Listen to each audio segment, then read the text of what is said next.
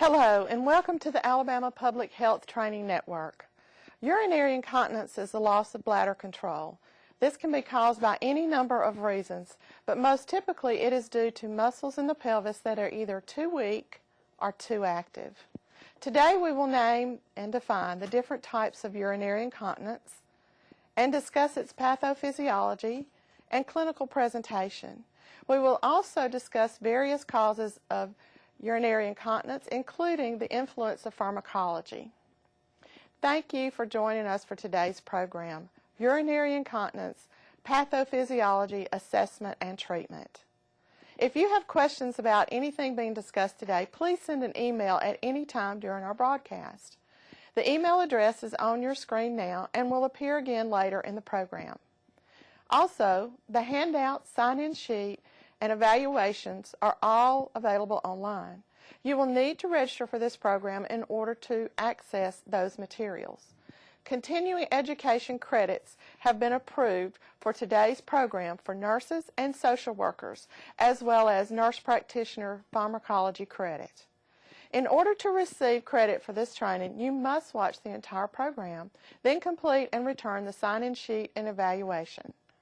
While the content may continue to be relevant, CE credit will only be awarded for 1 year for nurses, expiring on October 31st, 2016, and 2 years for social workers, expiring on October 31st, 2017. I'm Jacqueline Giddens, nurse consultant with the Bureau of Home and Community Services, and with me today is Nancy Bishop, Assistant State Pharmacy Director. Welcome to our program.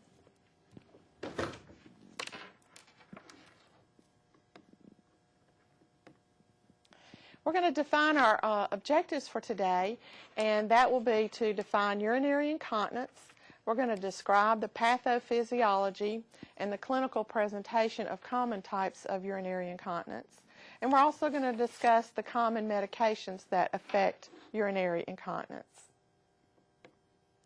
We're going to discuss the pharmacology or pharmaceutical management of various types of urinary incontinence, and we're going to discuss the basic management options for urinary incontinence and the symptoms and the causes. Urinary incontinence. It is defined as the leakage of urine 2 times more common in women than it is in men, and it's estimated that 1/3 of women over the age of 60 are incontinent of urine. Also, it's the involuntary leakage of urine. This is, of course, the urine that is produced by the kidneys, stored in the bladder. So there's a problem somewhere with the storage and the retention and then the voiding for the bladder. Obviously, in women, the urethra is shorter, and that has certain implications, as well as in men, it is longer. There are issues, of course, with both that are unique to the various situation for the men and the women. I want to talk just real quickly about micturition, the actual function of voiding. It's a very complex function, actually. Continence is actually voluntary.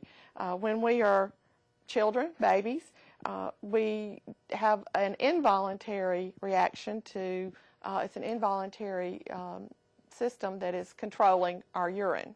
The baby, of course, is not in control voluntarily of losing the urine. However, about age 3 is when continence can develop and the child is learning how to be continent.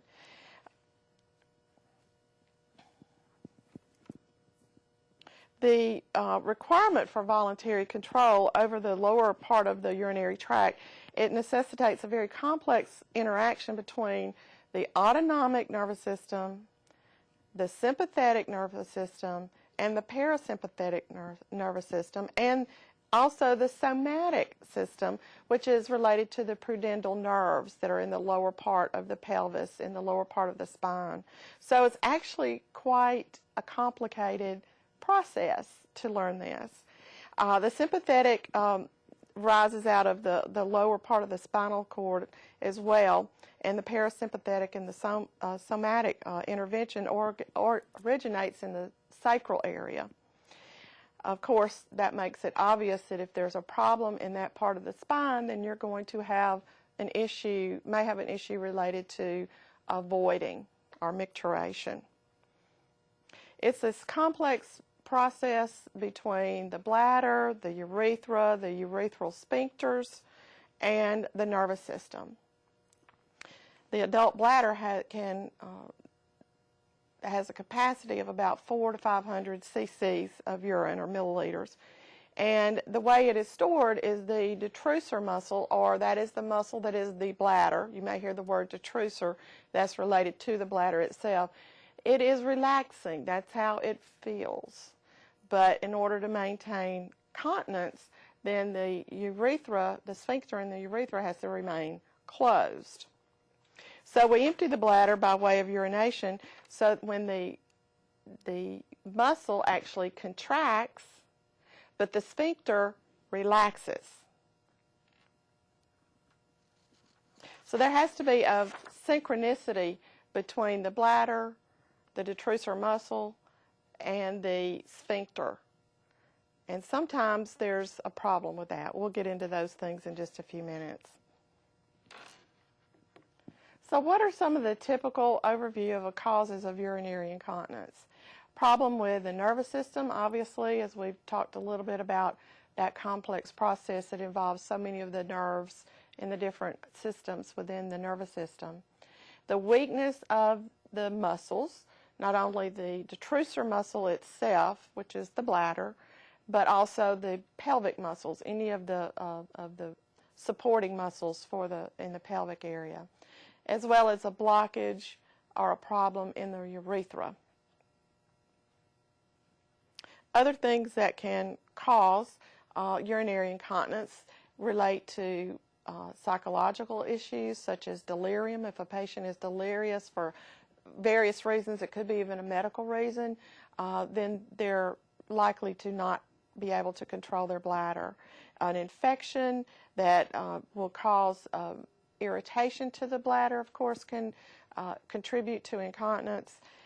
Atrophic vaginitis, which is something that can occur particularly in women who are estrogen deficient as we age and go through menopause, or if there is surgery where a person has had a total hysterectomy and their estrogen levels are low, or there could be some medical reasons that their hormonal levels have been affected, and this can actually cause a weakness in the musculature of the region, of the whole pelvic region, and therefore cause incontinence.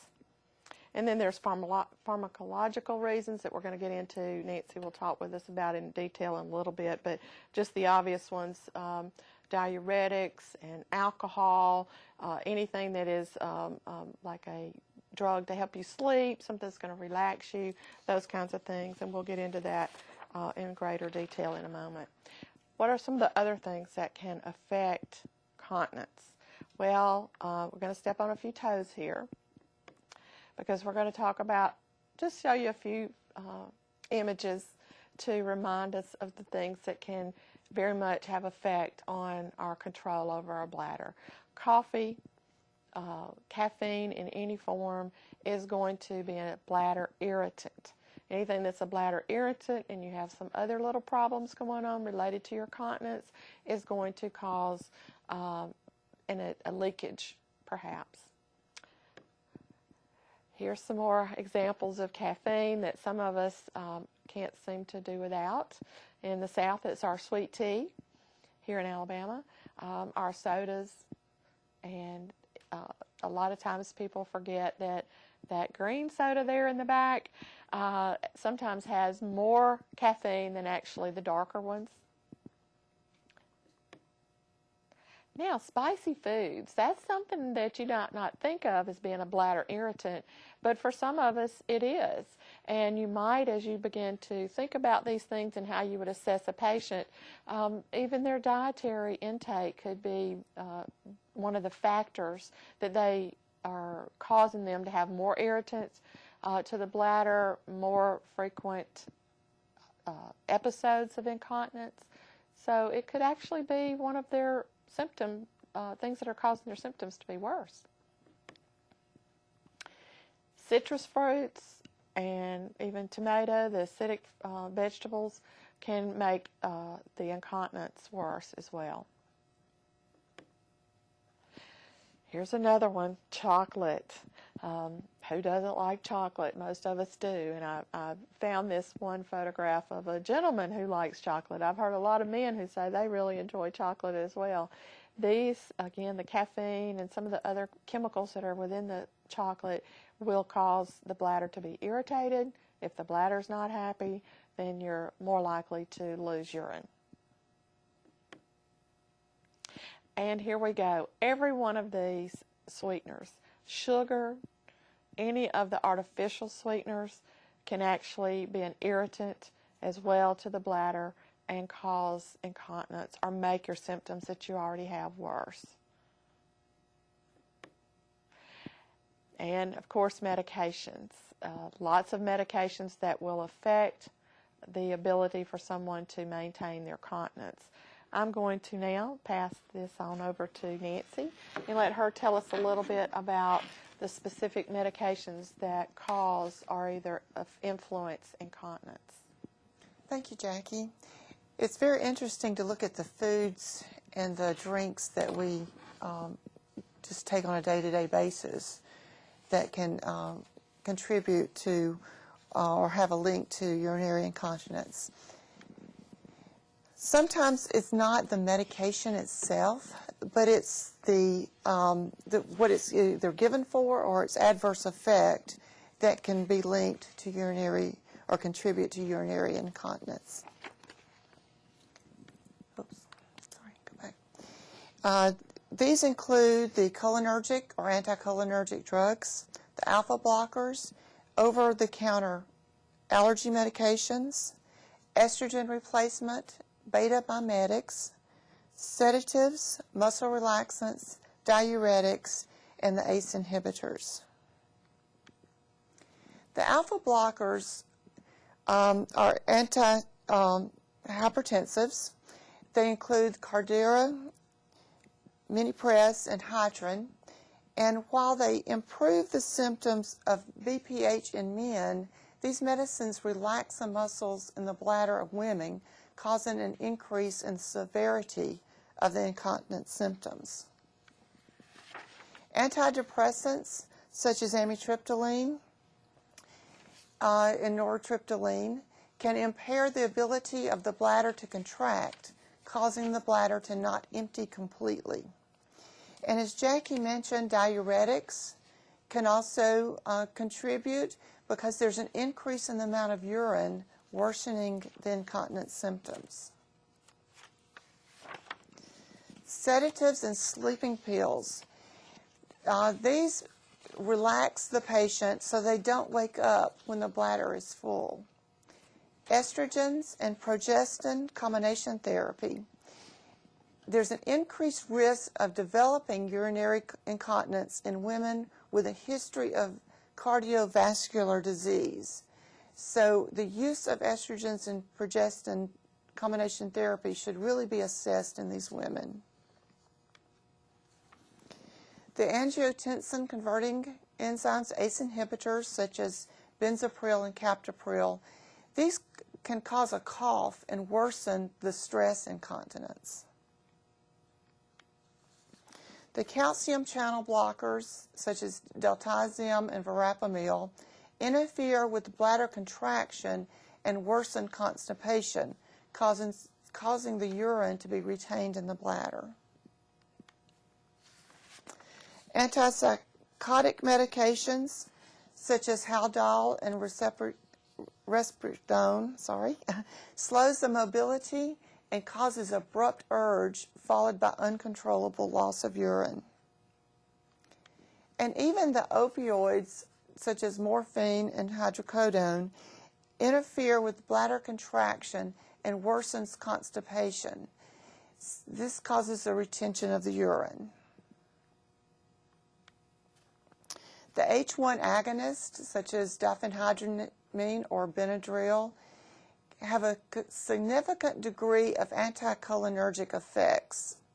They also are a sedative, and so there's a little bit of combination effect there.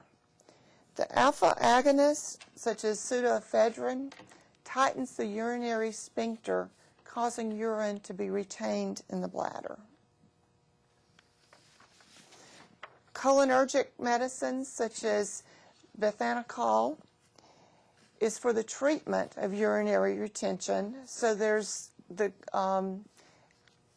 a balancing act there. You wouldn't want to give it and then not expect to have some incontinence. And the next two medicines, urinary incontinence has been reported in the literature, though the cause is unknown, and that is the Aricept and Lyrica. Baclofen, a muscle relaxant, you can see urinary incontinence with intrathecal use, and as Jackie has talked about, caffeine and alcohol can increase urinary production. I'll turn it over to Jackie to talk about the types of urinary. Thank you. So we're going to go in a little bit more detail. Thank you, Nancy. Specifically, I noticed you mentioned constipation several times, and we'll talk about how actually constipation can influence the continence of urine. So we're going to talk about stress incontinence, urge incontinence, overflow, and then functional. Of course, there can be a mixture of all of these types of incontinence for a patient, but we're going to define these and kind of break them apart a little bit.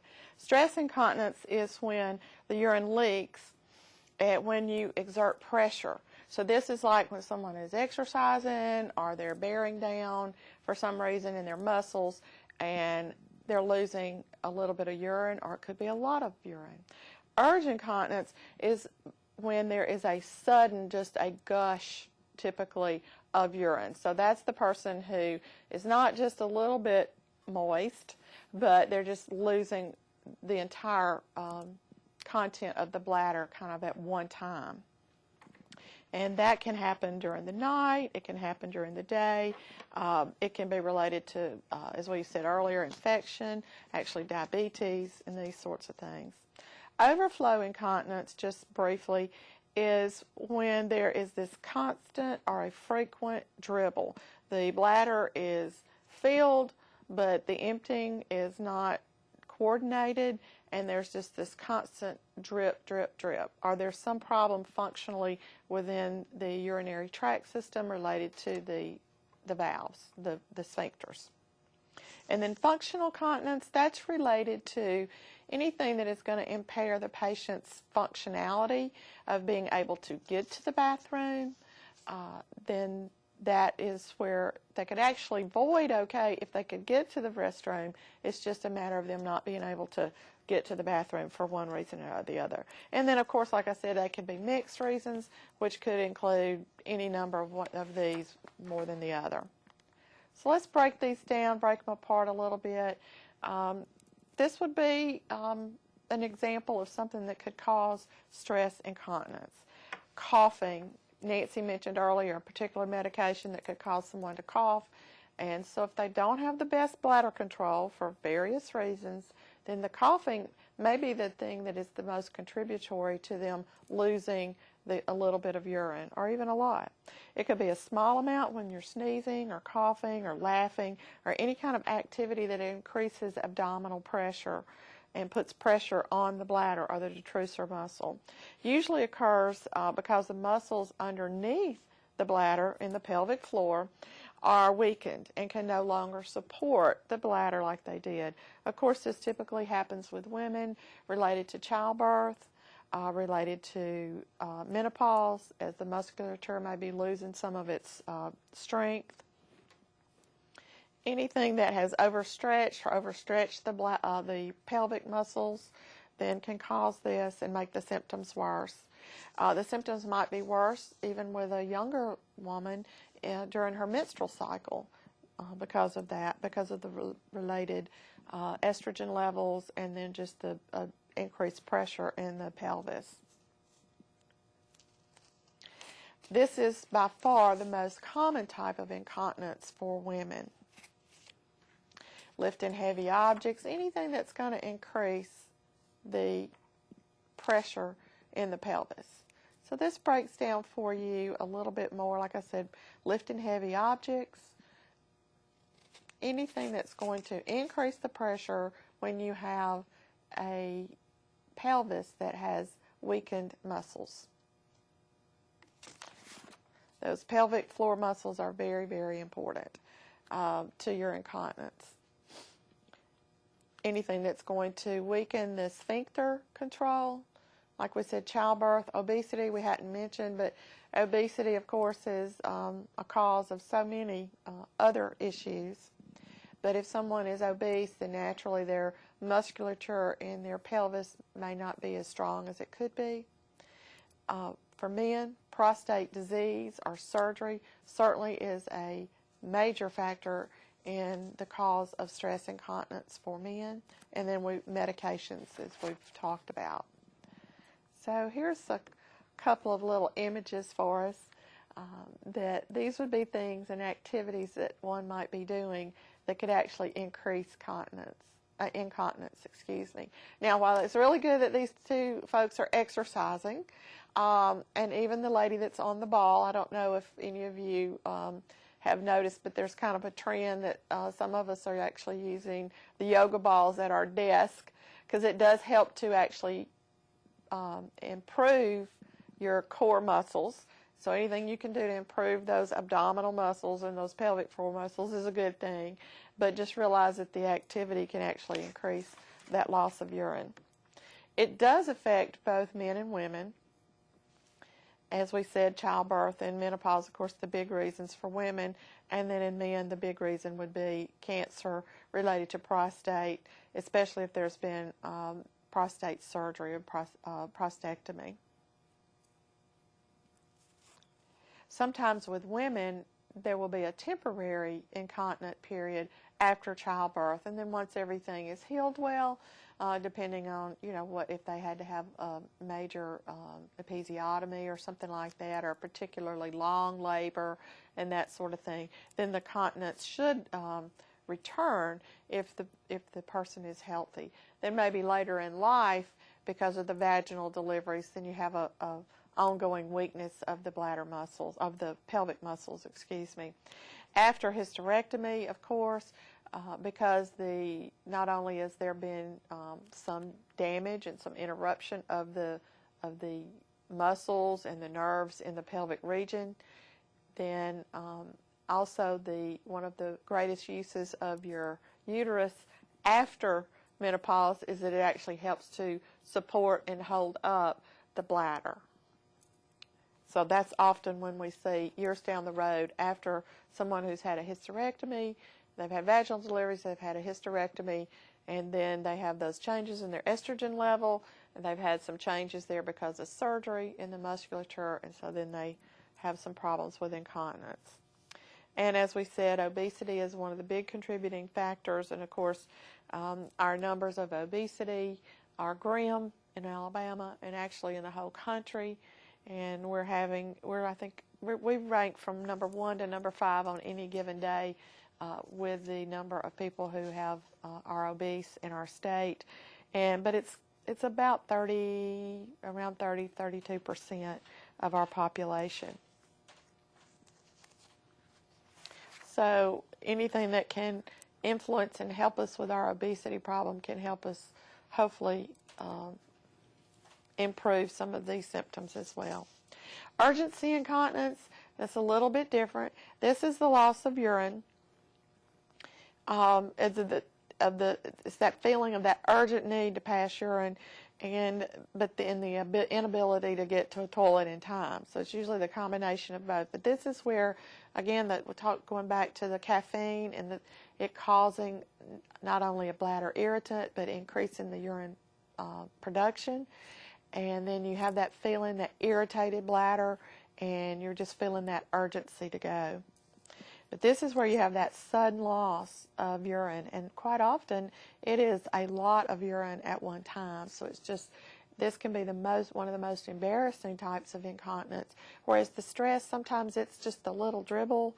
They can get by with wearing a small pad perhaps during activity.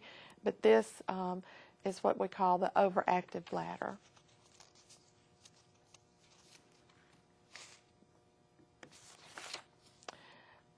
So this is some images to make us think about what it's like to have that urgency.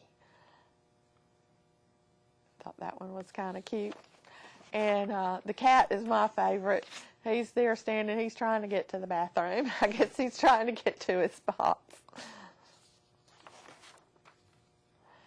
Urgency or overactive bladder, you may see it as OAB, is you've seen advertisements for this, I know, on television for some of the medications to help with it.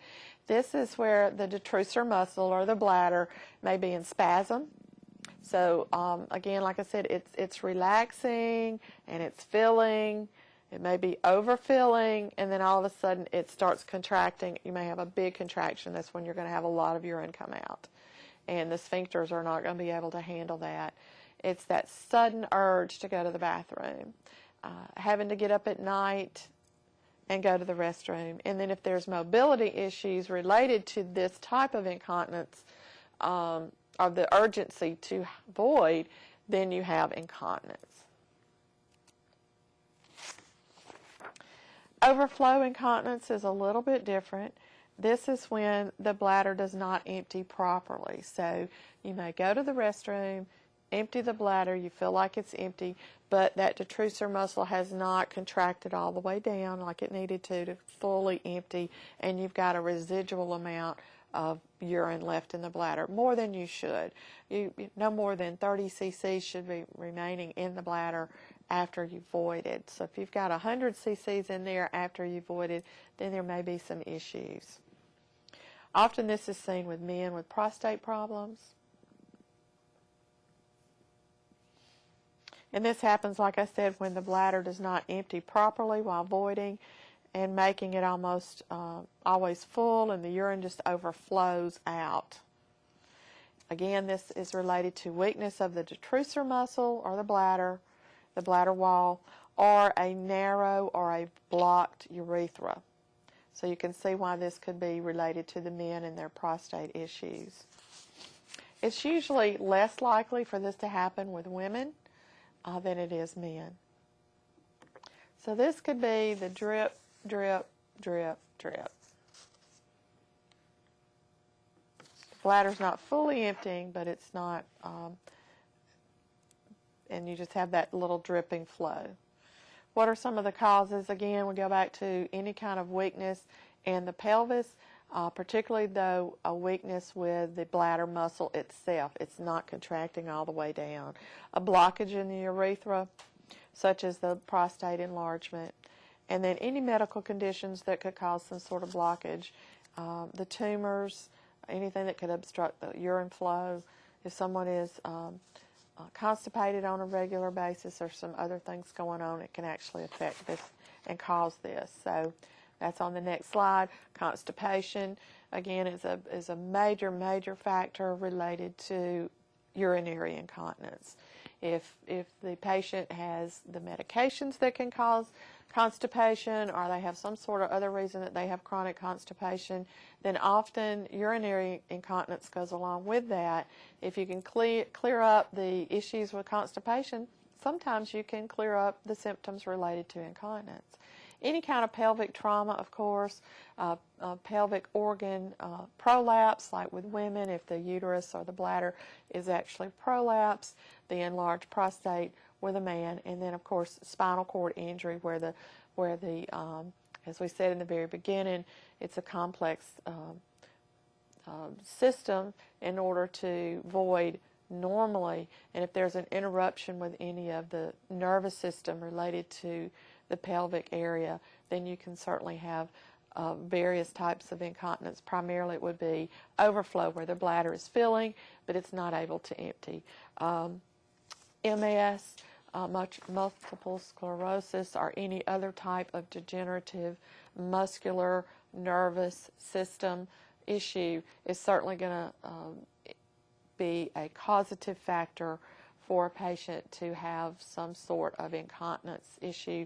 Typically it would be an overflow incontinence, so that the bladder is filling, but the contracture, the ability for it to contract has been compromised for some reason.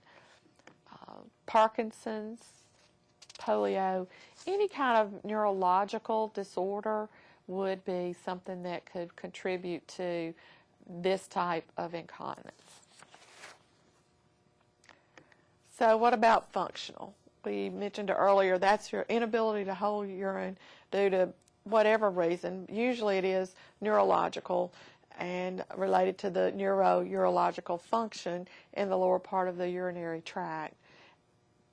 And it's also when a person, they may have a normal functioning bladder, but they just can't physically or mentally get to the bathroom in time. So this is typically what we see in our home care settings, or someone who their mobility has been impacted by some other comorbidity, their arthritis, they're older, they've got some other things going on, they need that walker, they have their house piled up with things, they like to sit in the chair in the living room, and the bathroom is at the other end of the house or the trailer. So by the time they got there, they have actually voided on themselves, when if they were closer to the restroom, they would have been okay.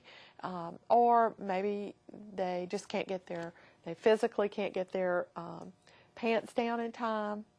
They have that urgency once they get there, but functionally, they just can't get to the bathroom in time. So maybe for these patients, a bedside commode might be something that they don't really want in their living room, but if possible, it might be something they could have there during the day while they're sitting in their chair, and then, of course, at night be there at the bedside. Maybe have a creative way to disguise it, but have it available to them if they're not expecting company that day or something, so that they wouldn't have that embarrassment. Some of those causes, of course, these are patients that we're very accustomed to working with in our home care setting, would be someone with arthritis, some other kinds of muscle weakness for whatever reason, of course a stroke, anything that has left them with some hemiparesis, and just that lack of ability to jump up and run to the bathroom when they get ready, any kind of muscular disease. And then cognitively, this would be something that would be related to dementia, Alzheimer's, Parkinson's, brain injury. I find in my practice across the board, I've worked in acute care settings. I currently work some in psychological in the psychiatric unit, acute setting, but in long-term care and various places I've worked in home care, to me sometimes the brain injuries are one of the most difficult to work with, the traumatic brain, because it's just they just have a harder time if their injury is severe of controlling their tempers and their temperament and lots of other issues. And so this is another reason that they may have trouble getting to the bathroom, just knowing how to get there and remembering where it is, or those type things. Somebody that's mentally challenged, someone even from birth who has some mental retardation, they may have the capability of maintaining bladder control, but all of a sudden they go, I've got to go to the bathroom, and they don't think about it in time to get to the restroom. And then, of course, there can be a mixture of any of these types of incontinence, so that you might have to kind of assess the patient in a way to figure out, is this primarily stress, but there's a little bit of functional going on? You know, what's exactly going on here?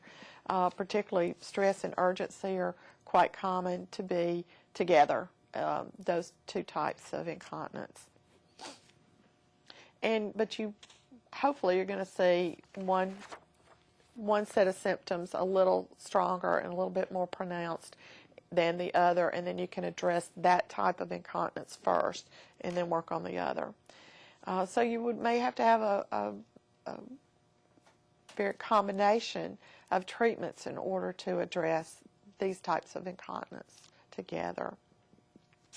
And again, the treatment would be directed at the symptoms that are the most pronounced, but also the most bothersome to the patient. That's where sometimes we forget to actually include the patient in the care plan and see what is their symptoms and what they are most concerned about. Well, how does this affect our patients? I put these images here for us because this can, just the fact that someone can't get to the bathroom as quickly as they need to, they know that they're going to lose their bladder control, that might make them in a little bit more of a hurry and not be as deliberate about being careful to get up. Perhaps they've got a problem with hypostatic blood pressure and they try to jump up too quickly to get to the bathroom in time because it's down the hall, and then they have some kind of syncope spell. They end up in the floor, or they get tangled up with the things that are the rug, the things that are piled up, the pet, which I so hope that they can maintain in their home because pets are so important to us.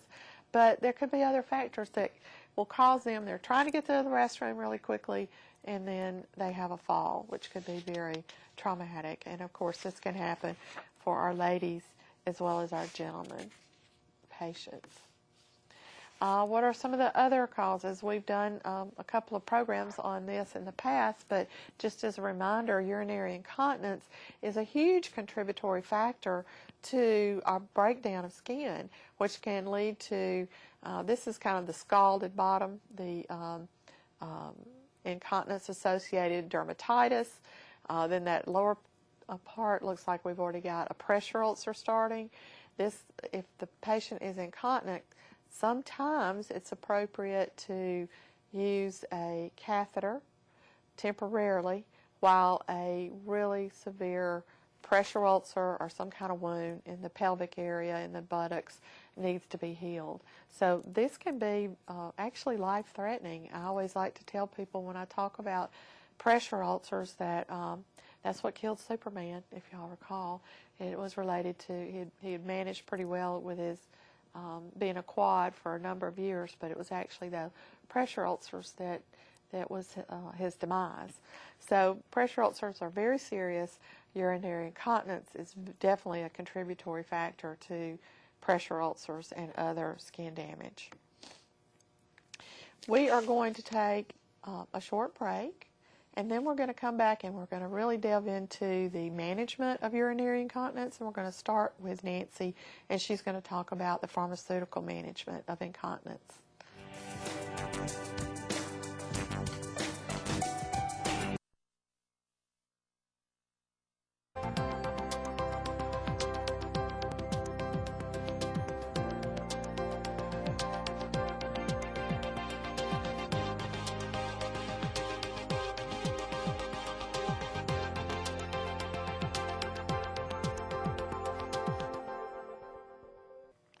Welcome back to our program on urinary incontinence. We're going to continue now with Nancy Bishop talking more about the pharmaceutical management of urinary incontinence. Thank you, Jackie. When we think of urinary incontinence, we think of the anticholinergic agents as first-line therapy. And these can also be called antimuscarinic or muscarinic receptor antagonist. You will hear all of those terms when you're researching about these medicines, and they are interchangeable. As I said, these are for the treatment of urinary incontinence. They are the first-line drug therapy, and typically the patients with the more severe symptoms are going to receive the greater benefit.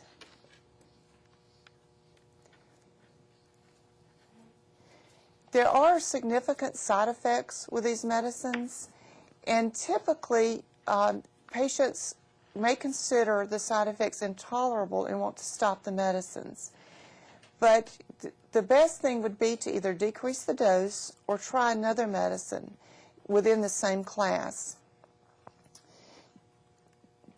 Like I said, as we go into talking about the side effects, you will notice that some of them can just really make the patient uncomfortable, and adverse effects are the #1 reason people discontinue the muscarinic receptor antagonist.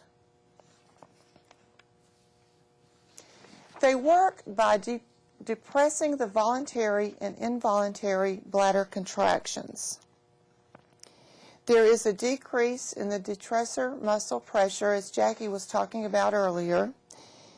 And we also find that they're in the detrusor muscle, these medicines target the M2 and the M3 receptors, which this will play a part as we talk about the side effects of the medicines and what medicine may be best for what patient. The M3 receptors are primarily responsible for the bladder function and direct contraction of the detrusor muscle. Some of the medicines have greater affinity for the M3 receptor, which theoretically would give them less side effects. And as we're talking about side effects, here are some that are most typically mentioned in the literature and by patients. Dry mouth, blurred vision, constipation, decreased cognitive function, dry itchy eyes, dyspepsia, urinary retention. And as you can see, the dry mouth and the constipation are reported most commonly and can be is stated as the most common reasons for discontinuing therapy. We talked about constipation earlier, and so if these medicines cause constipation, sometimes you're getting into a little bit of a circle here, because constipation can be linked to urinary incontinence. Yes, Nancy, that's a good point to bring out, that not only do these medications help with, I think this is particularly used in the overactive bladder incontinence, but it can actually contribute, sometimes the side effects can contribute to some of the problems, so it's important for us to know that. Right, and in those patients you would want to maybe choose the medicine that causes the least amount of constipation. There are extended release formulations in some of these medicines, and these can have a lower incidence of dry mouth. So if the patient is complaining about dry mouth, going to an extended release formulation may be the answer for them. You should use these medicines with great caution in patients with narrow angle glaucoma, impaired gastric emptying, or urinary retention. If these medicines, any medicine that can cause, any medicine or disease that can cause slowing of the gut, you really need to take a second look and to determine whether or not these class of medicines would be appropriate for that patient. The absolute contraindications include closed angle glaucoma, gastroparesis, GI obstruction, pyloric stenosis, and urinary retention. When you're looking at interactions, the most common one you'll find is the interaction with medicines that are CYP3A4 inhibitors. And I know in previous continuing education programs we have talked about these pretty extensively. These medicines have an increased anticholinergic effect, and they include such medicines as fluconazole and ketoconazole. So you're going to have an increase in the constipation, dry eyes, and dry mouth. Also associated with dose-dependent prolongation of the QT interval. So you want to avoid these medicines in patients at risk for torsade de plante. I was not really familiar with this until I started practicing in a long-term, in a rehab setting. And any patient with cardio risk, you need to weigh the benefits versus the risk of this happening, because I have seen it. It's not common by any means, but when it does happen, it puts the patient at great risk. So a dose adjustment is recommended with if you have to give a strong CYP3A4 inhibitor. So let's take a look at the agents. First, we've got the darafenacin. We know it by its trade name Inaplex. We also have the fesoterodine, which is Toviez, the fluvoxate, which is Urispaz. Excuse me just a minute for a drink of water. Nancy, that Urispaz is the one that I've seen more commonly prescribed. I'm not exactly sure why, but that is the one that I have observed that seems to be a little bit more commonly used. And it does act a little bit differently than the others, and we will go into that. Along with the ditropan.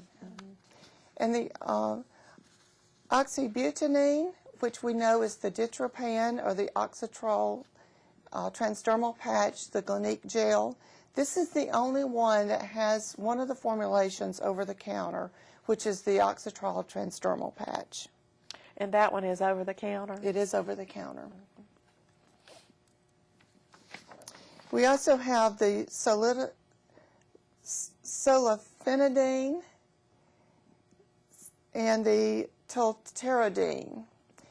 We know those as the Vesicare, and also found it named as YM905, which is probably a European name, and the Dextrol and the Dextrol LA. And lastly, we have the trospium, which is the Sanctura or the Sanctura XR. So you can see several of these are available in the extended formulation. I think Detrol is the first one I saw on the market that I observed on the market and I believe some time ago. It was the first one, I believe. Okay, let's look at the fesoterodine. The indications approved by the FDA are the overactive bladder, urinary incontinence, and urinary urgency. And as we all know, that sometimes the doctors will go off-label if there is another type of incontinence that doesn't fit into all of the indications for these drugs. Initially, you would want to start out at 4 milligrams by mouth daily. You can increase to 8 milligrams if the patient is not taking a potent CYP3A4 inhibitor. The only level 2 interaction that I could find was itraconazole, which is a potent CYP3A4 inhibitor. And with this, you would see an increase in the level of the Toviez, thereby increasing the risk of the side effects. The interaction may also be exaggerated in patients with renal or hepatic dysfunction, and that has to do with the clearance of the 3YP3A4 inhibitor as well as the Toviez. So Enablex is our next one. It's indicated for overactive bladder and urinary incontinence. In theory, it has fewer antimuscarinic side effects than the others because of its greater affinity for the M3 receptors. This is what we previously mentioned, that in the bladder or in the detrusor muscle, there's M3 and M2 receptors. And the greater affinity for the M3, which is primarily responsible for contraction, then you would have the less side effects. The dose initially is 7.5 milligrams by mouth daily. You can increase it to 15 milligrams if the patient is not taking a potent CYP3A4 inhibitor. And there is a level 2 interaction with conapreptane. I don't think you'll ever see this in the home setting because this is a parenteral medication used for hyponatremia. You want to monitor when less potent 3YP, 3,4A inhibitors are given, and some of these are fluconazole, verapamil, diltiazem, and grapefruit juice. If your patient does not, we would recommend the patient not drinking or grapefruit juice or eating grapefruit. If they insist on doing it, it's one of their favorite fruits, then separate when they eat it or drink the juice from the dose by 3 to 4 hours, and that would help lessen the interaction. Not many people do like grapefruit juice or grapefruits, but I find that it does interact with several medications. So Especially the statins is the one that's probably most known for. I didn't know about this. This is good to know.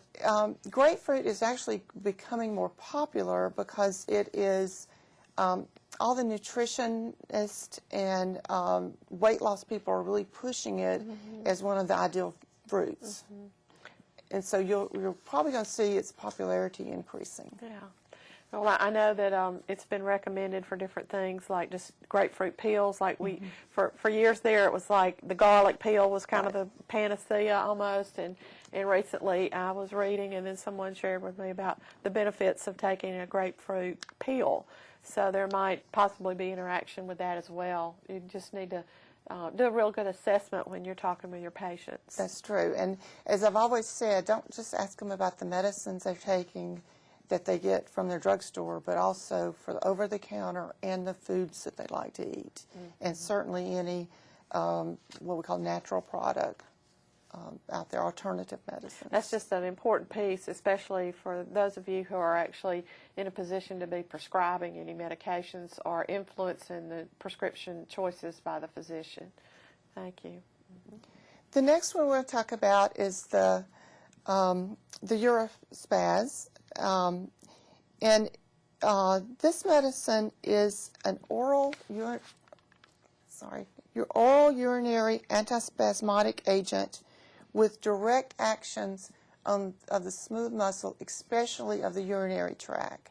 And it does relax the detrusor muscle and increase bladder capacity. So we do see a little bit of a different mechanism of action with this medicine. It can be given on it should be given on an empty stomach. But if gastric irritation is a problem, it can be given with food or milk. Well, that's a good point about the action of this particular drug. And most of them that you've talked about, you can kind of see the trend here that the majority of the medications for incontinence are targeted towards overactive bladder. Remember, that's the bladder that is irritable, and then it's going to contract too frequently, and so this is seems to be the major way that we can help with incontinence for this type of incontinence, because it's going to relax that detrusor muscle. Urospaz also has weak antihistamine and local anesthetic and analgesic properties. So you'd want to take that into consideration when you're giving this medicine. As we all know, the antihistamines can cause dry mouth, so you've got sort of a double whammy with this medicine for this side effect. The high doses can produce weak anticholinergic actions. So you really need to get your dose just right. So that would then interfere with some of the other medications that they might be taking. Right. You would always want to consider any medicines that have these properties also, because you don't want to increase those side effects. Side effects are the #1 reason people stop taking medicines. Yes. So we want to keep a close eye on that.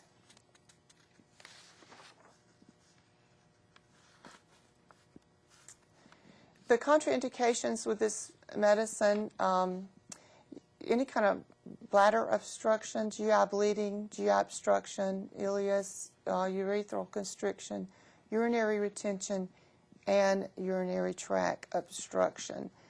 Obviously, if they have a urinary tract obstruction, you want to get that cleared up before you give any of these medicines. The level 2 interaction is any other antimuscarinic and the Pathophysiology.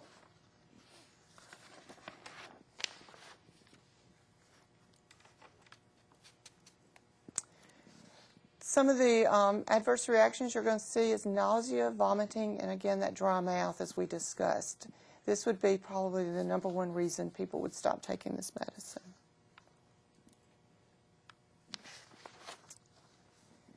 Okay, on the oxybutylene, we again talked about that these are available in a tablet, a patch, or a gel. The FDA indications are overactive bladder, urinary incontinence, and the neurogenic bladder. You do have an immediate release, so the dose would be 5 milligrams 2 to 3 times a day with a maximum of 5 milligrams 4 times a day or 20 milligrams a day. Most people cannot remember to take a medicine 3 to 4 times a day. So if it's possible to put them on the extended release or the transdermal, that would probably be the better option. Especially our older patients, even though we can make sure their pills are lined up in their pill bottle. I know from experience with my mother, 3 times a day is just too much for her to remember. You know, Nancy, that is so true. I find it hard for myself sometimes if I've had medicines 3 times a day. Twice a day I can get, but 3 times a day is quite a bit. I know with a lot of our home health patients, that may be, if they're mentally capable, that kind of is their focus, so they might be able to do it in some cases. But I like that idea, too, of that transdermal patch that you could use. I think you said like twice a week is application. Right. You put it on twice a week. Again, the elderly patient would need a reminder about which days to do it. And you could do it like on a Monday and Thursday. Or if someone comes into their home more frequently on a weekend, you do it Sunday and then Wednesday. But certainly would take in consideration if they're capable of applying it themselves properly, and if someone is there to help them do that. And that's a good point, too, about the Monday, Thursday, or the Sunday, Wednesday. I was discussing this with a colleague the other day and found that it was just best, rather than saying something, ordering it 2 to 3 times a week, whether it's our particular dressing or something, rather than you might want to do it 2 to 3 times a week or twice a week, but you go ahead and just assign the days that it's done, and that way it's easier to remember. Was that 1, 2 days? Was it 2 days ago? Was it 3 days ago that I did it? And just say, assign it to like Monday and Thursday. That seems to work better. Right. Thank you. You do need to rotate the patch site. And with the topical, it's 3 pumps or 1 gel pack daily. And again, you need to rotate the site for this. This seems to be a little bit more difficult to do than the patch, so that should be taken in consideration. As we talked about, the transdermal is an OTC product. It is approved for the treatment of overactive bladder in women 18 years of age or older. Notice that it is not approved for men. So if you do have a patient that would prefer to go to the over-the-counter product, we can't recommend it for men because of its FDA approval only for women. Okay. That's a real good point to know. Thank you. The level 2 interaction with this is the potassium salts and the Zelnorm, and this is due to the decreased GI mobility. Potassium can be a strong irritant to the gut, so we don't want it to just sit there. We want it to get on out. GI-related side effects were reported less frequently with a patch and the gel formulation. This is I guess, pretty obvious because it's not going through the gut. It's going through the skin to the blood. So if somebody was having a lot of trouble with the constipation or some of those other symptoms, that might be an alternative It might route. be, right. Especially if they have a sensitive stomach. Yes. And that could be, I was thinking in terms of a lot of patients who maybe have had gastric bypass surgery. Of course, you have to really be cautious when you're looking at medications orally for them. I know that's been my experience with a lot of people I know personally, and some of the patients that I've had in different settings, is that you really have to be cautious with those patients because of absorption and then obviously different issues. If it's going to affect the GI tract and there's an alternate route, then obviously with those patients, it's a good idea to look at. Anyone who has had gastric bypass surgery, you really want to look at a liquid or a patch or transdermal if they're available, because they don't have the same bioavailability of the medicines that people without that surgery have. Okay, next on our list is the Detrol. So pteridine, its FDA indications are an overactive bladder, urinary incontinence, and urinary urgency. This is the medicine that is preferred in the geriatric population. The QT interval prolongation was not observed at a dose of 4 milligrams twice a day. And of course, the older the patient gets, the more cardiac effects there may be.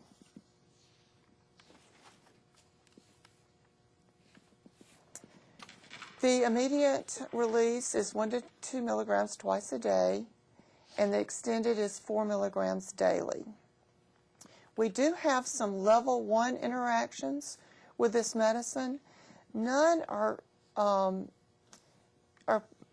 well, only one of them, I guess, is what you might see in the home setting, but you do need to look at the drugs and make sure that there is not a level 1 interaction, because those are the ones we really do want to stay away from. The ketoconazole does require an acidic pH for oral absorption, and this is diminished by the tolterodine. So you can get around this if you need to by staggering the time of administration by several hours, or consider an alternative antifungal. You know, Nancy, I find that a challenge, especially with our home care patients, is helping them to know exactly when to take their medicine and how important that, like in this particular case, and there's so many others, that not to take certain medications within a certain time period of each other. So that's another one for our home health nurses as well as our nurse practitioners to be fully aware of, so that we're teaching the patient specifically about those medications and how important it is not to take them together and when they should take them. There's over 70 medicines in the level 2 interactions, and while this is the medicine preferred in the geriatric population, I do have some concerns because there are so many level 2 interactions. There's also additional adverse effects of dizziness and vertigo have been reported. So if the patient begins having significant side effects from this, or when you look over the list of level 2 interactions, you may want to consider a different product. The most common reasons for discontinuing the medicine are dry mouth, dizziness, and headache. And again, that just speaks to the basics of assessing our patients. Again, at home care, a lot of our patients have a number of medications, particularly our Medicaid patients will have a long list of medications they're taking. My guess is that one of those 70s would show up on the list for someone who was taking the Detrol. Detrol meaning those drugs are usually the ones they've been around longer. That's the one you'll most typically see prescribed. And so it'll be really important to make sure, is that what's causing the dizziness rather than maybe something cardiac with that patient. So it would be very important to assess those medications related to those symptoms. And the Detrol also can be taken without regards to meals. So this would be helpful in a geriatric population. Okay, our next one is the Vesicare. It is indicated for the overactive bladder and urinary incontinence. The level 1 drug interactions are due to the QT interval prolongation resulting in torsade de plante. So you want to look and see if they're taking any of these medicines. Again, the fluconazole and the dronedarone is probably the only medicines that you would see in your population of these. But again, this medicine has 70 plus drug interactions that are considered level 2. So when you're thinking about Vesicare, that's certainly something that you want to think about. The main reason for discontinuing this drug is the dry mouth, and the dose is 10 milligrams daily, and it's not in regards to any meals, food or without food. And lastly, we've got the trospirum. We know this is Sanctura or Sanctura XR. We have overactive bladder, urinary incontinence, and the neurogenic bladder as the approved FDA indication. This medicine does not cross the blood-brain barrier like the oxybutynin. So your side effects may be a little bit different than that medicine. It is also not a substrate or inhibitor of the cytochrome P450 enzymes. So again, your side effect profile and your interaction profile will be a little bit different with this medicine. The immediate release is given 20 milligrams once or twice a day, with the extended release given 60 milligrams daily in the morning. You'll want to give this 1 hour, at least 1 hour before meals or on an empty stomach. So this could present a problem if they're on a medicine such as one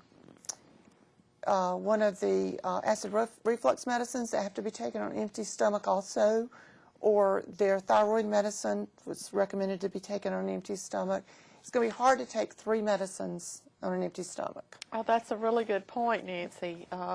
And again, quite often I see in the different settings I'm in a number of medications, and being aware of those things is crucial so that you're not giving all 3 of them on an empty stomach, because you're going to cause some other issues or negate some of their effectiveness. And geriatric patients are generally on a routine. Mm-hmm. They very much like their day to go as planned.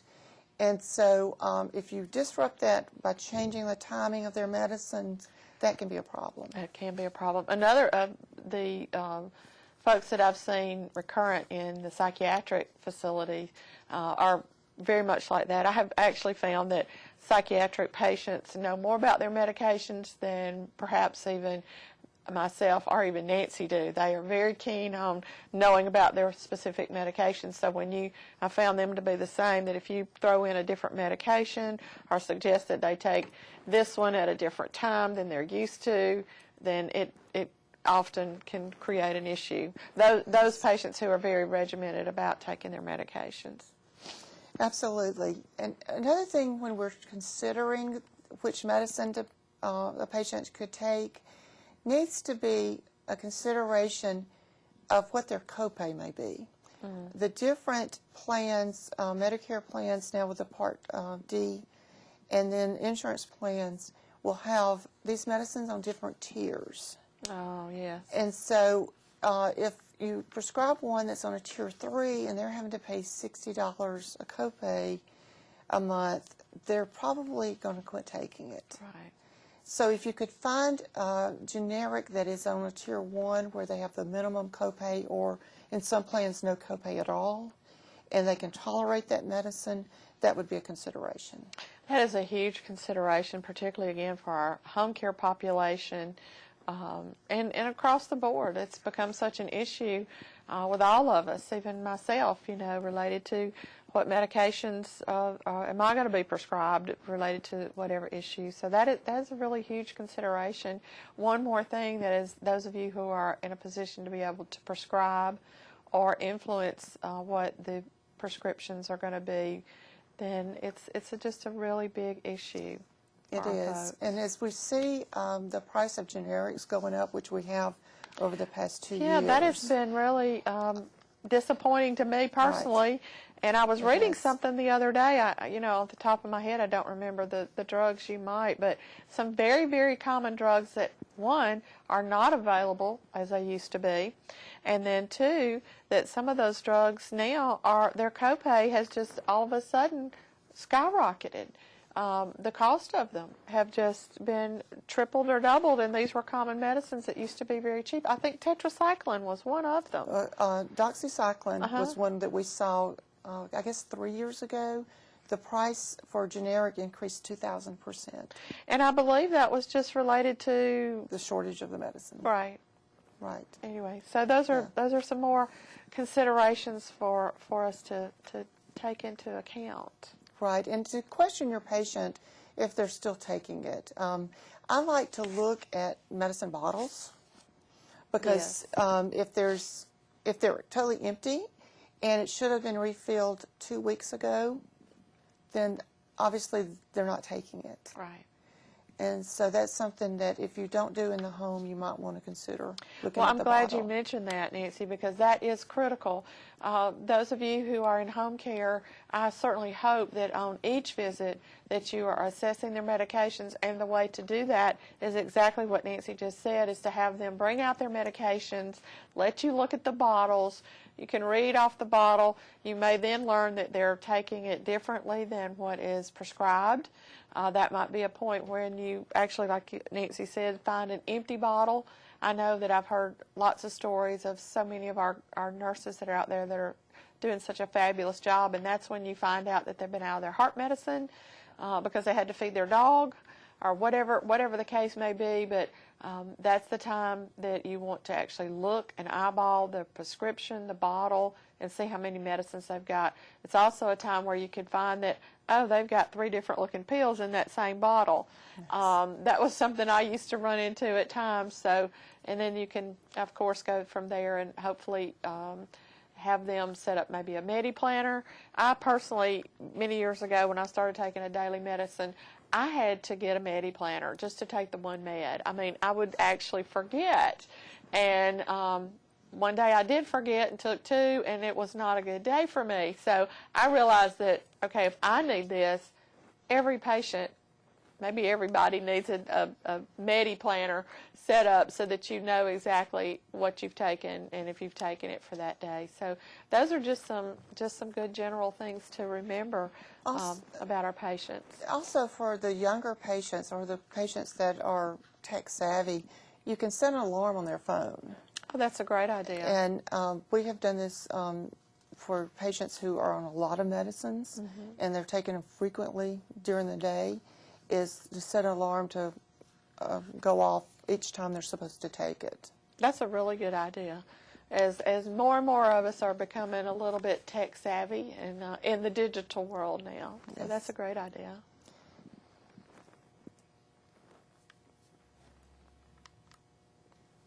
Okay, getting back to this drug, there are no level 1 interactions with the Sanctura, and the severity of the dry mouth can be less than other medicines. Okay, the next group of medicine, that finishes up our muscarinic receptor antagonist. So the next medicines don't fall into that category. We're going to talk about the mirabegtron, or the Betric. You've seen these commercials on TV. It's probably now the most advertised drug, and it is also the newest. We'll also talk about Botox in a few minutes. But the Mybetriq is a beta-3 adrenergic receptor agonist. It is the first in this class of agents, and the FDA has approved it for overactive bladder and urinary incontinence. It is also considered first-line drug therapy, but as we talked about, this medicine is the newest one, and so therefore it's probably the most expensive, and it most likely will be the one that's most likely in the tier 3 of their insurance. It relaxes the detrusor muscle via the beta-3 AR activation. This increases the bladder capacity during the urine storage phase. And like we said, it can be used as an alternative to the antimuscarinics. Common adverse reactions include nausea, headache, hypertension, diarrhea, constipation, dizziness, sinus tachycardia, and the urinary tract infections. Some of these could not be good for elderly patients. They tend to have urinary tract infections anyway, and so we don't want to increase that risk. A lot of them are on antihypertensives, so we don't want to counteract those. And the diarrhea, constipation, nausea can be an issue getting to the bathroom. Dizziness, we don't want to increase their fall. And so really want to pay attention to the adverse effects that the patient may be having if they're taking this medicine. The dose, the most common dose is 25 milligrams daily. It can be increased to 50 milligrams if it can be tolerated at that dose. You want to monitor the blood pressure and the heart rate closely. You don't want to give it if the patient has severe uncontrolled hypertension, which is defined as a systolic blood pressure greater than 180 or diastolic greater than 110. Well, hopefully we don't have anyone in our services, whether clinic or home care, that have that kind of a blood pressure. The level 2 interactions can be significant for elderly patients. Many of them will be on the digoxin or the flecainide, so you'll want to check those out before this patient is placed on this drug, or at least talk to the doctor about it and see if there's an agent that might be more appropriate. So now we're going to talk about the Botox, and this one is the anabotulism toxin A. There are several out on the market right now, but this is the toxin A is the one we're going to talk about. The FDA indications are neurogenic bladder and overactive bladder, urinary incontinence when the antimuscarinic agents are not tolerated and are not providing the adequate response.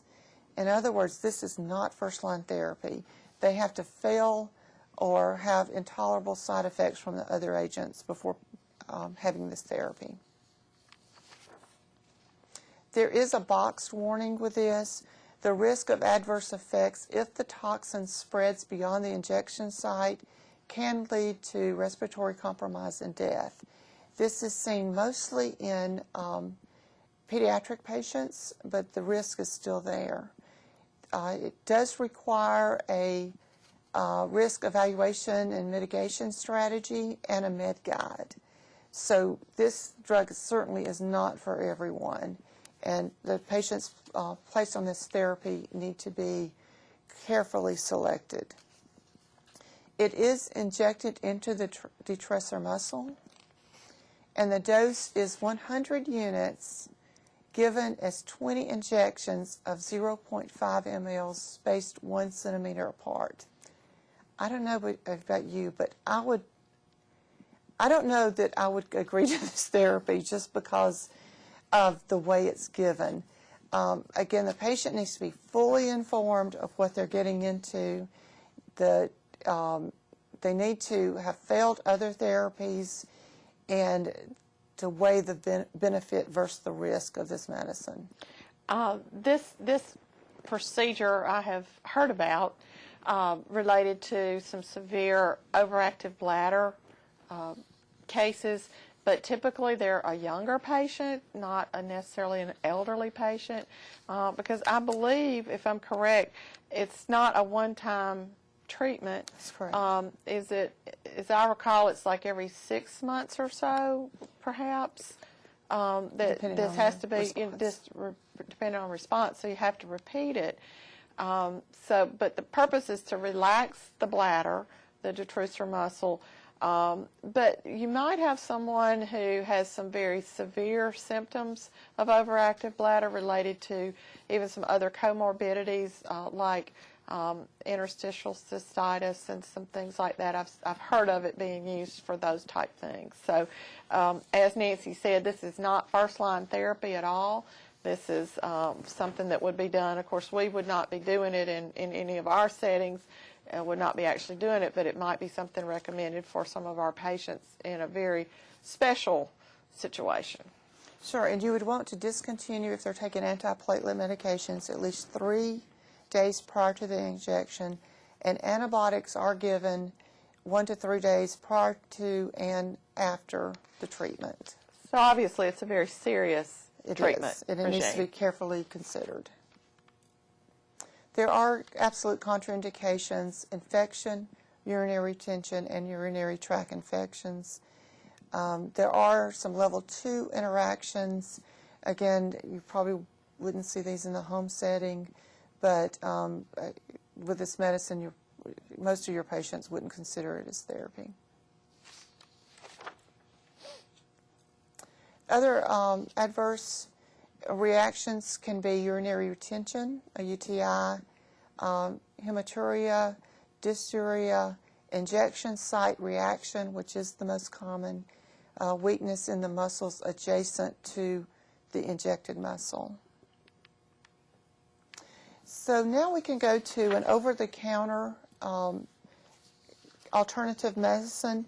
It's called Azobladder Control with Go Less, and it is a blend of pumpkin seed extract and soy germ.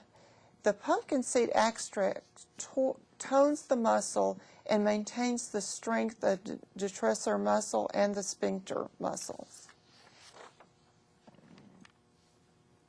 The soy germ sustains the bladder muscle and the pelvic floor. Improvement can be seen in 2 to 6 weeks. It's important for the patient to understand that they're not going to see improvement the next day. It will take continued therapy of 2 to 6 weeks before they may see any improvement and before it could be determined if it's not going to work. The dose is 1 tablet twice a day, and the Walmart price for this medicine is $15.86 for 27-day therapy. So insurance would not pay for this, so it could be kind of expensive for your home care patients. But it has received some really good consumer reviews. The next one is the methionine. This is an oral agent used to control odor. That's what I was most familiar with it. It's dermatitis or ulceration in incontinent patients. It creates an ammonia-free urine by raising the pH of the urine. You take it with food or milk or another liquid.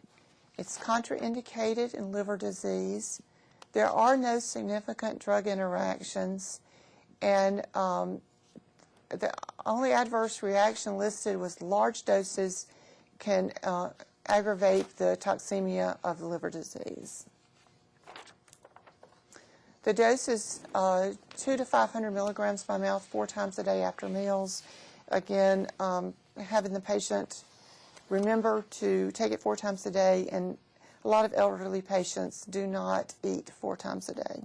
And Nancy, that might be a drug that with a patient who is having a lot of problems with the incontinence and is having the skin problems that go along with that, and the pH, by raising the pH of the urine, might actually help in the healing process of that patient's bottom, like the scalded bottom we saw earlier. Thank you. Some of the off-label medications that have been used are, we've seen the duloxetine, but don't use that in liver failure patients. We've also seen ephedra or Mawang, that's the natural product. And in the literature is also the bovine collagen implant. This can be used if the urinary incontinence is due to the sphincter deficiency, and it should be reserved for patients who have failed other therapies for at least 12 months. Yes. Yeah, I'll mention that a little bit about the collagen implant in a moment. And just to review some of the precautions, you wouldn't want to give it to anyone who has an allergic reaction to either bovine or dietary beef. History of severe allergies, undergoing desensitization to meat products, cystitis, and the other urinary type infections, autoimmune disease, and bladder, neck, or urethral strictures, and of course pregnancy in children. And I'm sure you'll cover this in yours, so we might see some injection site reaction with this, some urinary retention. You could also see the worsening of the incontinence and abscess formation. Other drugs is the imipramine. It's reserved for patients with additional indications such as depression or neuralgia. We wouldn't want to use this just in the regular patient without those additional indications. Midodrine, propanthyline, and the pseudoephedrine, which is an over-the-counter product, is also been used as an off-label medication for urinary incontinence. Surgical, okay, I'll pass it on to you and talk about the surgical interventions. I think that hopefully you got the message that all of those medications, primarily their first-line use is for the overactive bladder. And if you recall at the beginning of the program, we talked about the various types, the common types of urinary incontinence, which were stress incontinence. It was that overactive bladder, and then the functional.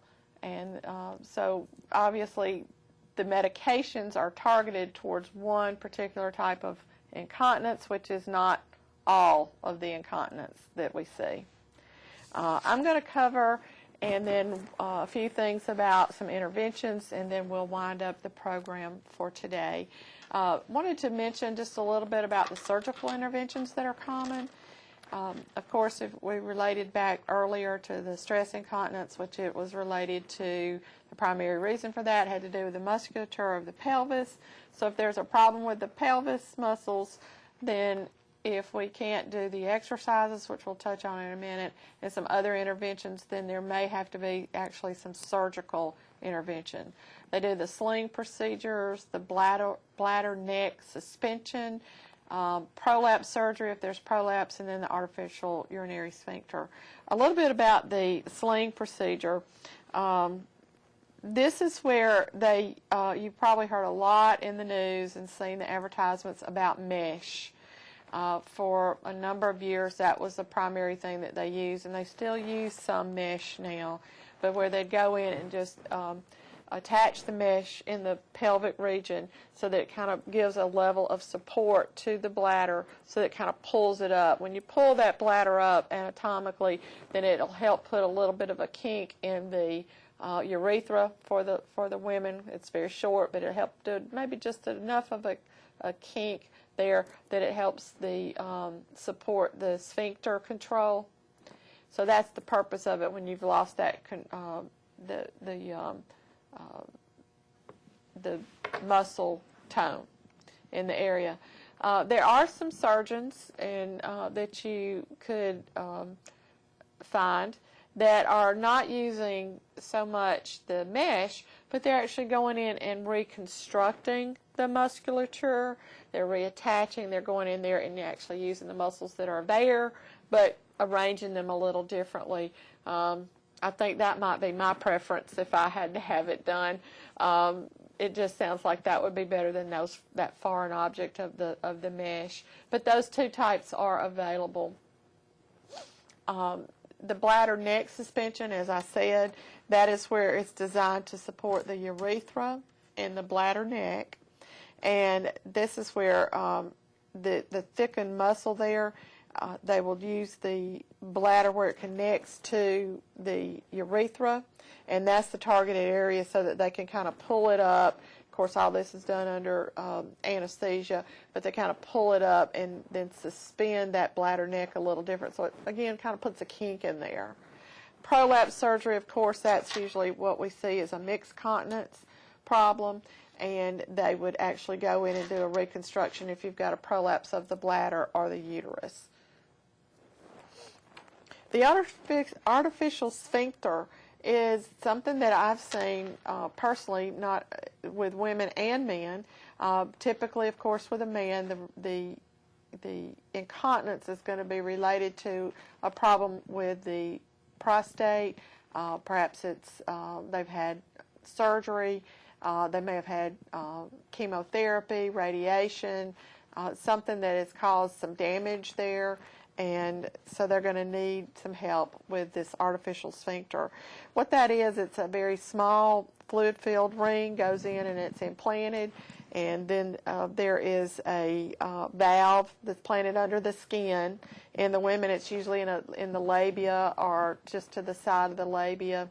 And then they can go in there and you actually just deflate the ring by pushing on the little cuff that's implanted now. So you wouldn't see it, but it would be a place where you could find it within the genitalia area so that they can manually do it. So obviously you'd have to have someone who was cognitively capable of doing that, as well as someone who was physically able of doing that. So in our older patients, if they had it, it would have probably been done when they were younger.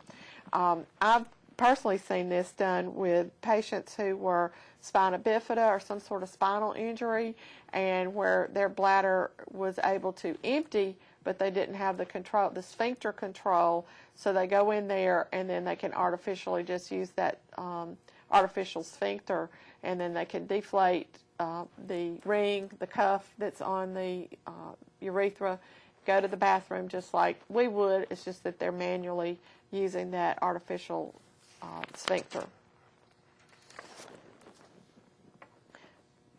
Some of the other surgical, those are the major surgical interventions that we see. Of course, there are very different techniques to the sling and some of those other things that we talked about in the literature that you can read about in various settings.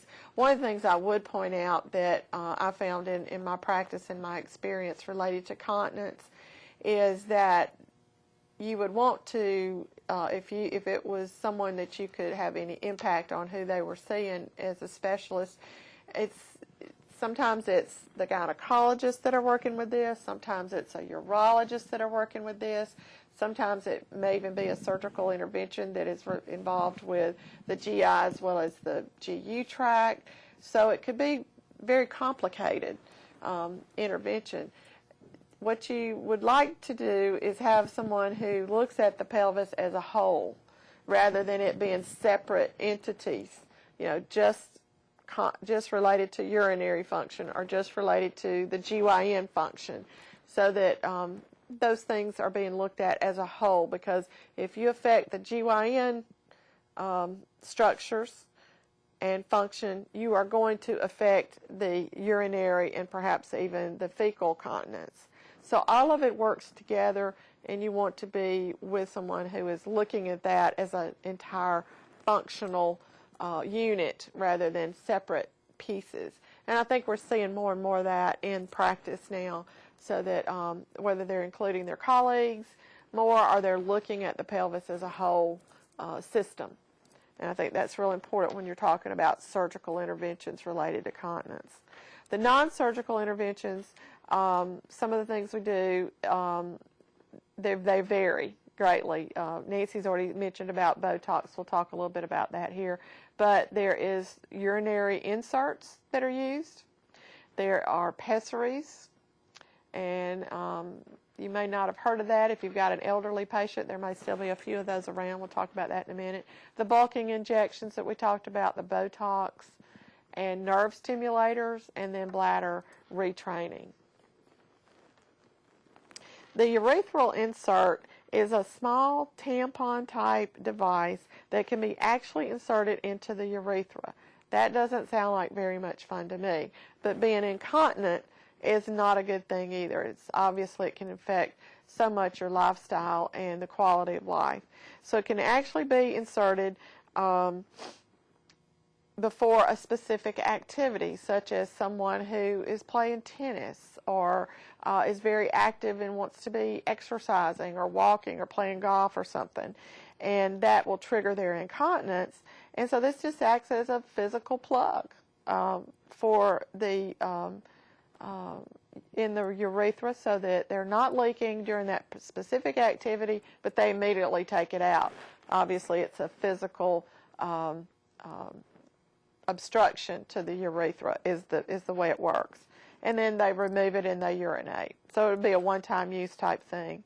A pessary is a medical device that is in the shape of a ring, and it's inserted into the vagina so that it actually gives some support. Again, it's doing what we talked about even with the surgery, kind of lifting up the bladder so that there's a little bit maybe of a support, as well as maybe a little kink into the urethra, and that's the way that works. It can be taken out and cleaned regularly. They should be able to void with that in, but hopefully it would help them to stay dry. They're not leaking during the day, and then it would be taken out at night, and perhaps they would use diaper at night if they needed to, if they had leakage. The benefit, of course, would be something that you could use if the incontinence was due to some prolapse, but that the prolapse is not at the point where they need to do surgery, or the patient is not ready to have surgery, and so the pessary might work. It's sort of like the ones that I've seen in the past. It's been a while since I've seen one, but it's sort of like the ring like we used to use for birth control. I guess those are still out there. I'm not up on the birth control methods, but like the diaphragm is similar to that. Some of the bulking agents that we've already mentioned a little bit about is collagen, or even there's a carbon-coated bead that can be injected into the area around the urethra that helps to support it and maybe help it keep closed. So that it's not leaking, so that it's not open all the time. It's almost like it almost has this stickiness because it flattens out, and so when your urethra is closed, it kind of comes together and then sticks together. So if there's something that's preventing it from doing that, like the things that we talked earlier, and it's just staying open just a little bit, and you've got this leakage, this is something that might be a treatment of choice. It's a little less effective than the injectable, but the other injectables that are out there, but it can help. Like I said, the Botox that was mentioned earlier is used as a bulking agent. So what you're doing is you're actually bulking up the area around the urethra, almost like what we talked about with the artificial sphincter. So you're doing that with the Botox. However, it is something that has to be repeated. The therapy has to be repeated more than once. I mean, you have to continue to get those injections. It might be that you get what you need. It may take you have to go back in 3 months, and then at 6 months, and then maybe it can even expand out a little more than that. But it would be just like the Botox that you would get for your face. You would have to go repeatedly in order to get the effect. It's not a one-time deal. The nerve stimulators, they are out there as part of a bladder and incontinence retraining. so that you actually stimulate that area and help to increase the muscle tone in the area and increase the reaction of the sphincter. And then, of course, bladder retraining. Bladder retraining is something that we as nurses can actually impact if we take the time to learn a little bit about that. That would be really part of what we call restorative nursing. And we certainly would encourage you to consider adding that to your practice in your home care arena. That's something that is very appropriate. I want to talk a little bit about a few other things. And just typical lifestyle changes. Just being aware, remember in the beginning we talked about those things that we all like, the caffeine, the chocolate, the spicy foods that may impact and have some effect on our ability to maintain urinary continence if we already have some other things going on. So we may notice that. We may have to adjust. The artificial sweeteners are one of the biggest irritants, I think, that we see out there. So it may be that we need to look at those. Exercise, of course, exercise is on the list for everything, to help us with everything. That seems to be the thing I have the hardest time with. I've gotten a little handle on my diet, but the exercise is just one of the hardest things for me. I'm going to talk about some specific exercise because we first think, oh, our patients can't do that in the home. They're homebound. They can't exercise. They can't get out and run a marathon. Well, I can assure you I'm not going to be doing that either. But there are a few things that we can do even when we are a little more sedentary. We can manage some of those underlying contributory factors that we've already mentioned, the constipation being the big one. I think that's come up several times. It's also come up several times related to all those medications that seem to work best for overactive bladder. So we have to take in consideration anything that is going to cause constipation and what can we do to counteract that. Hormone therapy, of course. Diabetes is just a huge contributor to urinary incontinence, and we didn't get deep into that, but obviously anything that is going to be related to diabetes, we have some neuropathy going on, and that can actually occur related to the urinary system as well as your musculature. And then functional. The bladder retraining.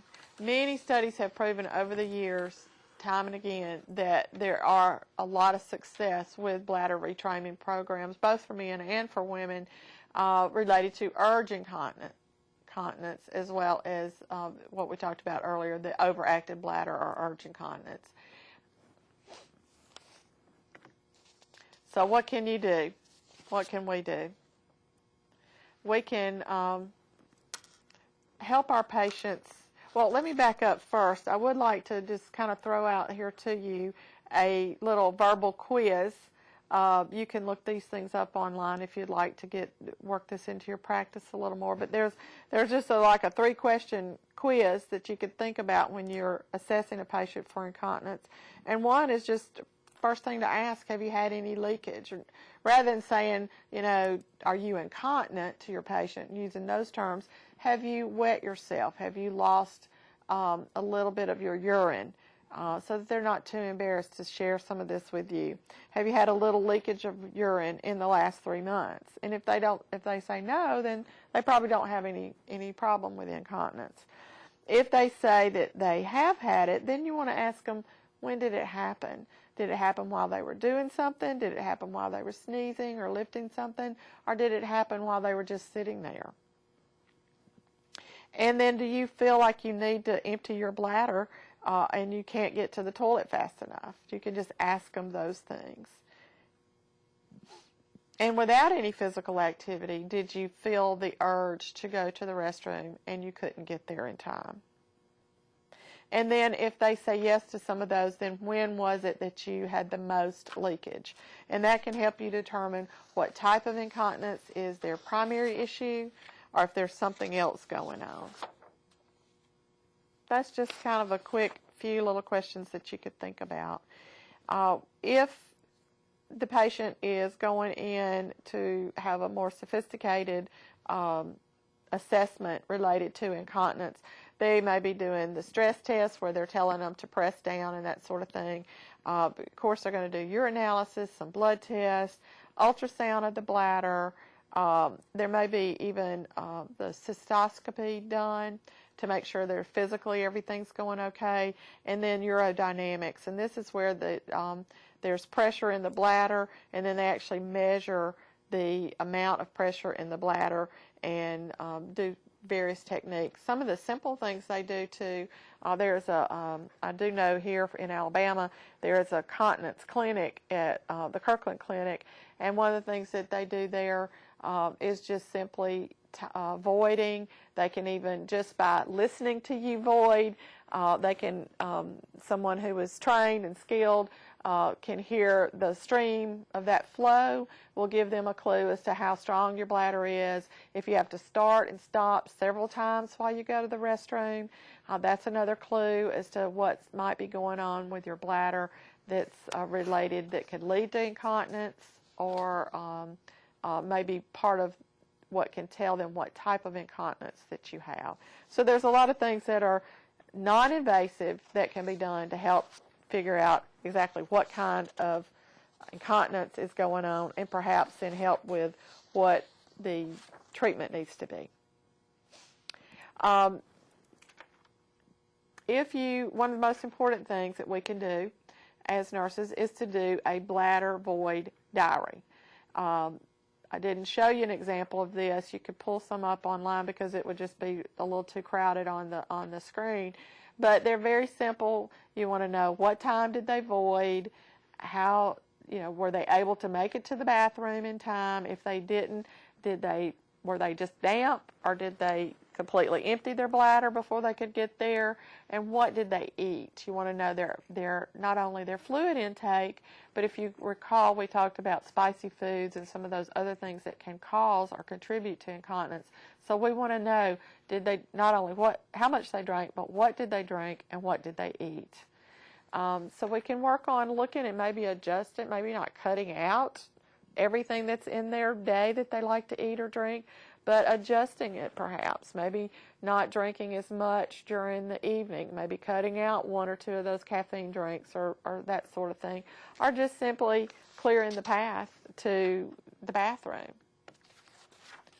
Of course, you'll want an individualized plan. We've talked about that all the way through, specifically with the medications. You've got to look at all their medications so that you could come up with the right ones. And then if kind of as a last resort, we're looking at diapers, pads, catheters, whether they're condom or a Foley, an internal catheter. So back to exercises. Of course, some of these are things that, again, our home care patients may or may not be able to do. But something as simple as walking, if they can, if they're homebound, they're not be able to walk outside, but they may be able to walk a little bit around their house within their home. Balancing exercises, anything that's going to help with balance is going to help with core muscles. Core muscles are going to help strengthen the pelvic muscles, which we've got there. Of course, the Kegels, we'll talk a little bit more about those and how to do those. These all can be done by both men and women. I wanted to leave this up here for just a second. This was a really nice resource that I found, and it talks specifically about exercises for the elderly. I was really happy to see this because, again, working in home care, I was like, how do we exercise? How do we teach them exercises? Something as simple, and I'm just going to tell you a few. If you'd like to look this up on that website, I encourage you to do so. But it's simply like if they're able to lay down, if they can't get down to the floor, in their bed, even in a chair, and they're doing leg raises. They're just simply raising their legs together, raising their legs separately. Something as simple as that. Knee stretches, just stretching and pulling that knee into their tummy, their core area, if they can do that. The cat and the camel. Now, if they can get down on all fours, which I know a lot of our patients can't, and sometimes it's hard for us to get down there and back up, but if they can get down on all fours, it's a very simple yoga move where you do the cat, where you got your head down, you're bowing up like a cat, and you're raising your head up like a camel. That's just something real simple. It does work on the core muscles. Again, core muscles are going to help your pelvic muscles. Bridges, that's another one of the things that they talked about. That's where you're lying on your back. You could be in the bed, but you're raising your hips up. Pelvic tilts, which are similar to the bridge, where you're actually rocking the hip. That's going to help, again, with those muscles. And then something really simple, which is laying on your back and then just raising, be flat, but raising your arms straight up. Because that's going to pull in here in the abdomen, and anything that's going to help the core is going to help strengthen in the pelvis as well. But look on that. That's a really cool site to tell you a little bit more about some exercises that you might not have thought about, or that you can also go with your physical therapist and ask them about some very simple exercises that perhaps the patient isn't getting physical therapy, but you might get with them and they can give you some ideas of something really simple that could be done to help the patient. The Kegel exercises, men and women can do these. One of the ways most of us women have heard of these, and we may or may not be practicing, but it is a good idea. I encourage everybody to do these because at some point you're very likely to have some issues with continence, and these can help to work those muscles in the area. You stop urination in midstream, or you can slow down the flow of your urine. You don't want to tense the muscles in your buttocks or your legs or your abdomen, and you don't want to hold your breath, so that you're isolating those muscles that are related actually to voiding. When you can stop or slow the urine, then you've successfully located those muscles. Then you want to think about trying to perfect that technique, which you want to, with your bladder empty, you tighten the muscles just like you were holding in gas, so that you're identifying all those muscles in the pelvic and the perineum region. You want to hold it for 5 seconds and relax for 5 seconds, and then repeat it 5 times. Work up to 10-second holds, 10-second relax, and 10 repetitions. Now, I do want to caution you. You want to repeat this up to 3 sets per day, but do not overdo.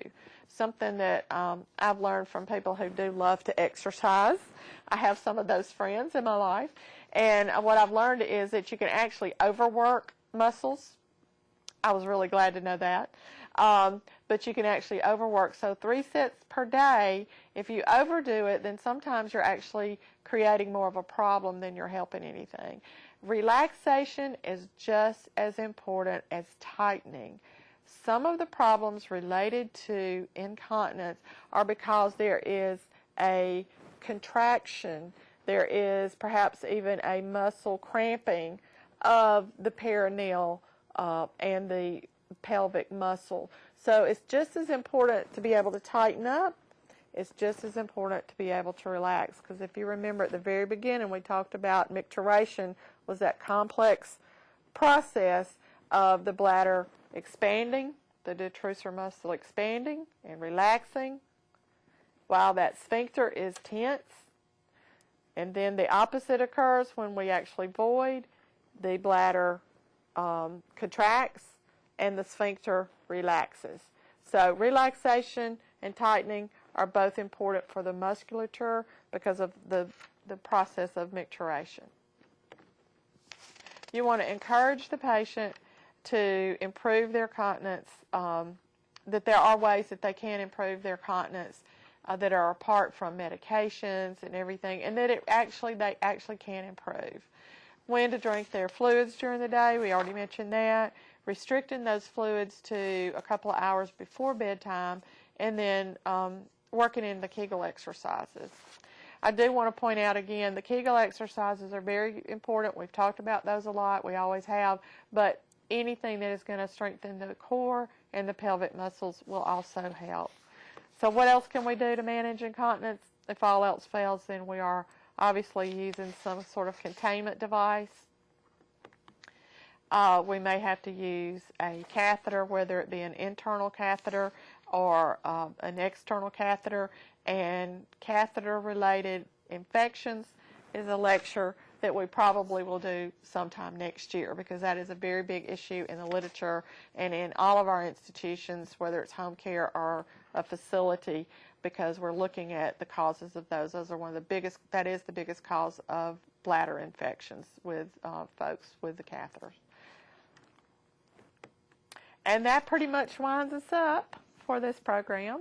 I hope that you have enjoyed the program. Thank you so much, Nancy, for joining me today and giving us a lot of information about the pharmacology related to urinary incontinence. We have other programs that will be coming up. Please check our website, and hopefully you'll find something that will be of use to you soon.